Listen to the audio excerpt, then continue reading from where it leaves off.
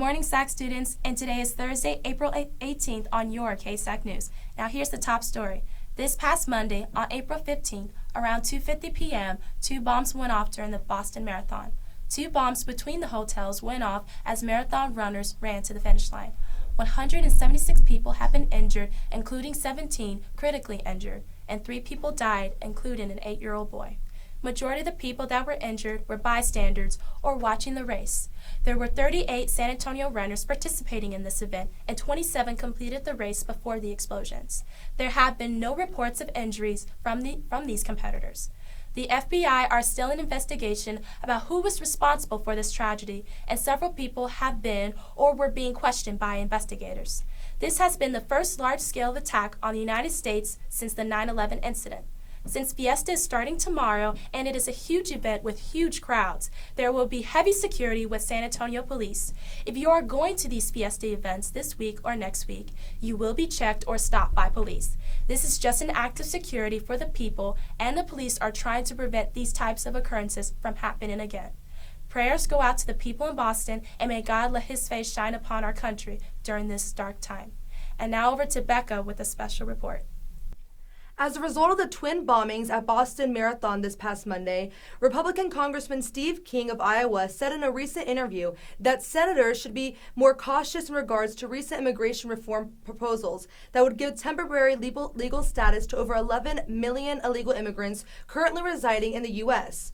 Congressman King is proposing this advice to the Senate in light of recent speculation that the person behind the bombing in Boston was a foreign national on a student visa. Representative King says, if that's the case, then we need to take a look at the big picture. Although this tragedy has been classified as an act of terror by the Obama administration, investigators are still not sure whether or not this bombing was carried out by an organization or an individual.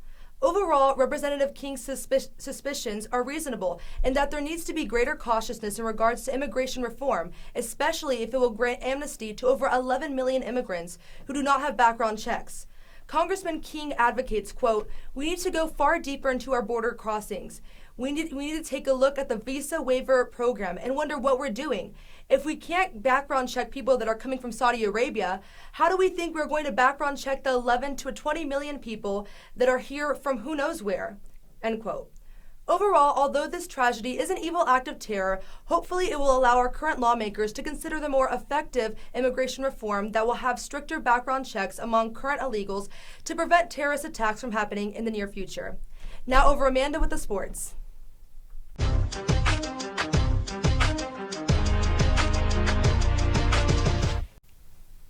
Hey everyone, it's Amanda Henderson with your KSAC Sports Report. There are no sports going on this week, but the golf and tennis teams are going to state next week, so make sure you wish them a good luck before they head out. And in recent sports news, in light of the recent Boston bombings, the New York Yankees have put up an electronic sign outside of their stadium saying United We Stand, with the New York Yankees logo on one side and the Boston Red Sox logo on the other. This was highly publicized due to the fierce rivalry between the two teams. And in local sports news, we have several local teams starting up their seasons, such as the San Antonio Scorpions, Silver Stars, and Talons. Now, the Talons will be having their next game on May 3rd down at the Alamo Dome, so make sure you go out and support your local football team. This has been your sports report. Now on to Hunter with a special report. Hey guys, I'm Hunter Smith, and I'm here with Landry Harris. Well, actually, Landry was just too humble to accept this interview, but he has been selected to play in the 2013 San Antonio Basketball All-Star Game. He is one of only 2 private school players that have been selected, and it's the top 20 in the city. It is going to be held in St. Mary's University on May 4th at 5 o'clock, so be sure to go out and show him some support. Now over to Sarah with this week's poll.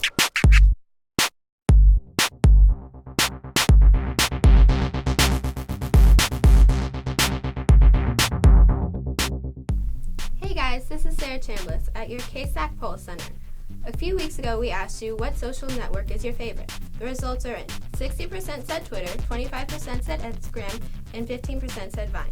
This week, we want to know which one you like more, pancakes or waffles. So log on to sacsbroadcast.com. And now over to Spicy with your weather.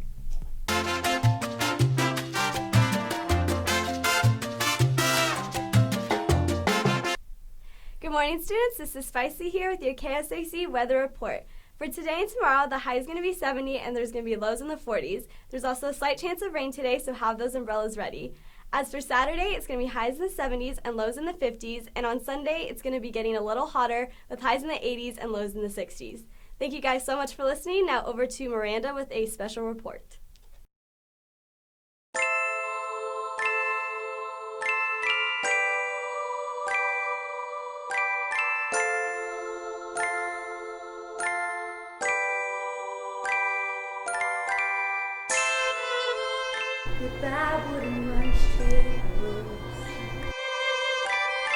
Goodbye, stage.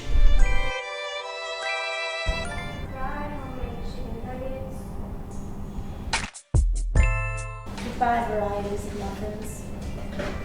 I think as high school students, we come to the cafeteria to release a lot of the stress of the day. I know Casey, socialize, yes, can agree on that. So this is going to be a hard transition, but I know that it's for the betterment of the future of the school, and we support it 100%, and we ask for your support as well. So, we're going to miss the muffins, yes. We're going to miss, the homemade nuggets. We're going to miss those things, yes, but here's the thing, students. Change is what we need sometimes, and change is what's happening. Thank you for watching.